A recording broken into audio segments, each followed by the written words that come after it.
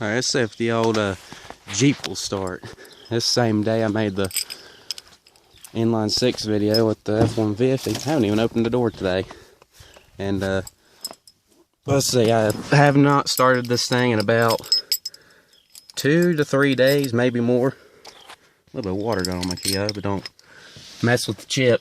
But let's see here. Cycle a couple times. Let's see if she starts. The exhaust fell again, of course. Oh, a little bit of oil smoke. Yeah, of course, gas light's still on. The reason why the miles haven't changed since I've owned this thing is we've unhooked the battery quite a few times, so I'd say it's probably got like 219, 202, or 203 or something like that. We just run around the yard with it sometimes. I used basically a whole gallon of antifreeze on this thing. Daggone. There's a bunch of air in the lines on this thing. And like most Jeeps probably, the hood will open just fine, but now it just wants to slam shut because the hydraulics are junk. But that's okay. That's a common problem on these things, I guess. Another common problem is these like the brake, and that's why this ratchet strap's here. So when you put it in reverse, the tire goes back, so that's what the ratchet strap's for. And now when you put it in drive, the tire smacks the fender. Not very good right there. But unless you line it up in the place where it originally was, and she'll work sometimes. Depends on how rotted out this thing is. And this particular Jeep, the undercarriage is pretty rusty, but it's actually in better shape than you think. It's somewhat. It was dogged on before I got it, so that's why the control arm mount broke. You actually look on this side here. Go and look at that frame rail. It's got rust on it, but it's like better shape than the other side. So look at that control arm. Now how does that happen? It's like one solid control arm mount, and then you get the driver's side rear. That's got a little bit of rust on it, and that one's got rust on the front. The other side, pretty sure it's getting ready to break if we keep twisting that rear end. But that's how things go with this thing. That's what the ratchet strap's for. This tire is decent shape, but it's like 3 years old. And there's the passenger rear control arm. My uncle said it was getting ready to break, but I think it's still got a little bit of life left in it. And the driver's side rear one's like the rust. I made probably at least 4 videos on this Jeep, and there's going to probably be more to come.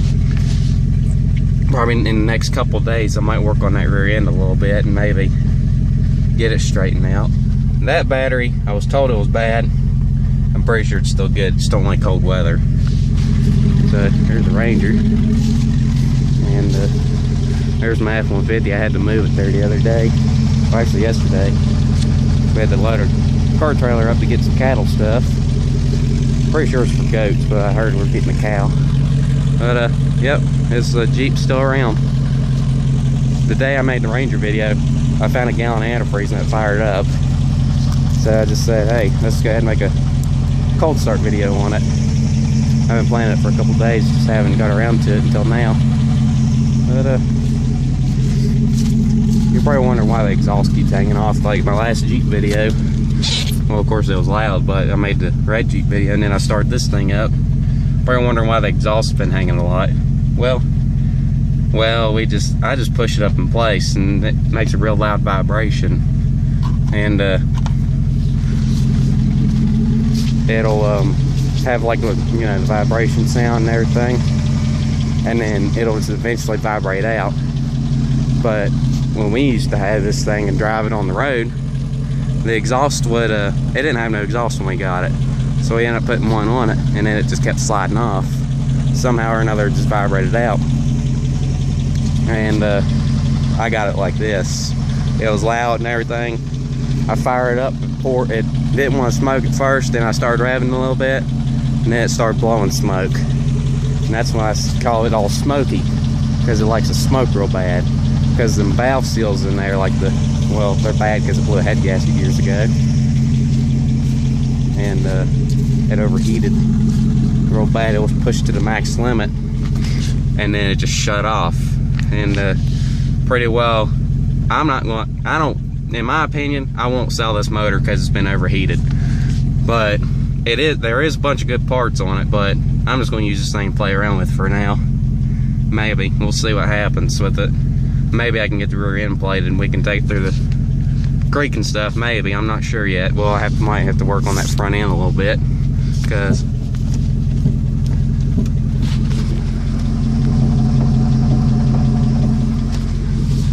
yeah, it only does that when you turn it. So something's real bad messed up in the front end. It wasn't like that when we had it. It was dogged on. And red, or not really rev, but it would run really hard. But hey, it runs. I'm not real too particular about it. But I've made a couple videos on it. It's still got the good alternator and everything, and the AC compressor. AC works, but who needs AC in the wintertime when you got a heater that works now? The heater didn't want to work the other day, and I put some coolant in it, and I rushed the motor a little bit after I ran it for a little bit, and the heater started working. I've pretty much cleaned this thing out since I made my last video. There was a bunch of kids' clothes back in here, and I got my oil box and the old interstate battery came out of the F-150. That battery ain't no good. So everything like that. So there's minor problems. Of course, there's a control arm that's literally snapped off the unibody. The unibody's got rust on it. I don't see this thing getting road legal again unless I got another Jeep. We can do like what we did at the Ranger, take parts off this thing, put it on another Jeep, and put it on the road. And then, heck, I don't know what happened with this Jeep. It'd probably just set up back. That's what I'd like to do with it. I'm gonna keep this thing as long as I can, and we'll see what happens. It's all-wheel drive, of course, and it's got a 4.7 V8 underneath it. After it gets good and hot, you can sometimes smell antifreeze, and that could be a leak somewhere. It warms up pretty good. The radio still works and everything like that.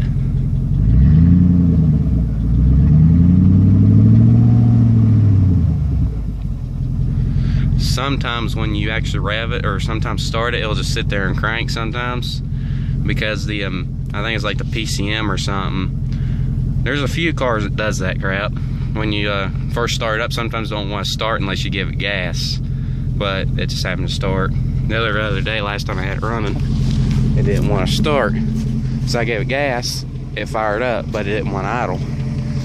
It's been doing that ever since I've had it, but it done that when we first got it, because it sat about right there in front of International for about 3 months or more. Then we jump started because we had to mow the yard, and it didn't want to idle, and it just sit there and crank. This thing had a really slow starter on it, and it actually stopped a few times, and then it would crank. So it's got a brand new starter too. And the transmission, I was told it had problems before I ended up with it. See, it still moves. But in order to keep the rear end from going forward, just put it in neutral and let it roll forward. And it just rolled forward too.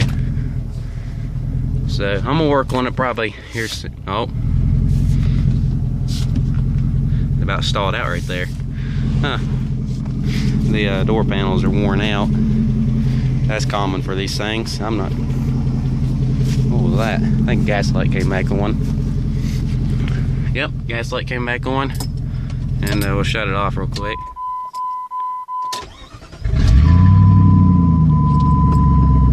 That starter works quick. I personally like these Jeeps. I had a 97 Grand Cherokee, but I ended up getting rid of it. It didn't have a motor and stuff in it anyway. But we're supposed to, I guess, get a wrecked one and use parts for that other one. It ain't mine no more. We still got it around. But I ended up keeping this one, and I got the red Jeep. I got rid of it because I got that truck right there. I'm actually proud that I got that truck. So everybody seems to like it around here because it's actually the most well, non-rust free hardly truck that's actually around here. I got that thing for cheap. And you ain't gonna get them things like that for cheap. And no, I didn't give a couple $100s for it, but I'm not gonna say how much I give for it, because you know that's just how it goes and everything like that. I've already said in this video or videos before, but I gave nothing for this thing, and I seem to enjoy it, even though I can't really drive it. But I know eventually I'll get it fixed, not fixed to go on the road again. It's just how things go and everything like that. And the door still shuts good. Perform service. Oh, coolant low whenever it was on a while back. It was the coolant reservoir. Oh, I didn't even take off the wipers, but they're not on right now anyway. But here's what you do. When you, before you start your car or truck or anything like that, check and make sure your wipers ain't stuck, and clear snow off your windshield, even though I didn't, but it wasn't on anyway. I hardly ever used the wipers on this thing. But then of course they were stuck, and clear your snow off and stuff. It won't burn your motor up if you had your wipers on.